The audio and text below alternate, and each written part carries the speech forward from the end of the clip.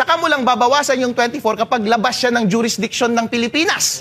Kasi nga, doon sa ating konstitusyon, kapag wala kayong quorum, hindi kayo makagawa ng business, hindi sila makapag-operate, pwede kayong mag-issue ng warrant to compel yung member ng Senate na mag-attend at mag-do business kayo. Since nasa ibang bansa yung isang member, hindi mo siya makakompel, therefore babawasan mo yung number to determine quorum. Pero nasa labas ba ng Pilipinas si Bato? Hindi naman na-establish yun. Outside ba ng compulsive power ng Senate si Jinggoy na nasa loob ng detention ngayon? Hindi po. Kasi po kapag ordinaryo kang akusado, halimbawa marami kang case, marami kang warrant, nahuli ka base sa warrant ng isang korte, tapos yung isang korte nag-issue ng warrant, pwedeng makipag-coordinate yun o pumunta muna yung naaresto mo na tao dito sa venue ko kasi meron kaming pagdinig dito. Ganon din po yung Senate. Kasi yung compulsive power ng Senate, parang compulsive power yan ng court.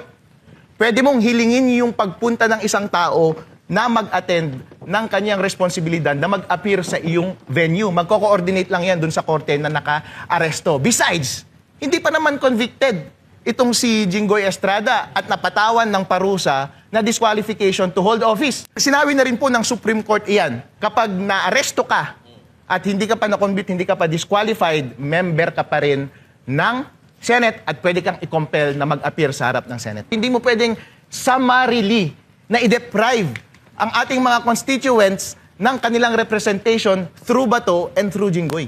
Pwede nilang i-compel actually kahit hindi si Jinggoy at si Bato, yung ibang members din ng Senate.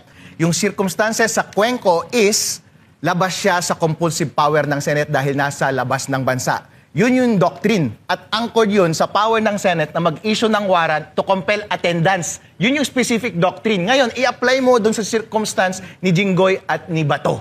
Nasa labas ba sila ng bansa? Hindi po. Therefore, yung analogy is flawed. Yung position na yon ay fallacious.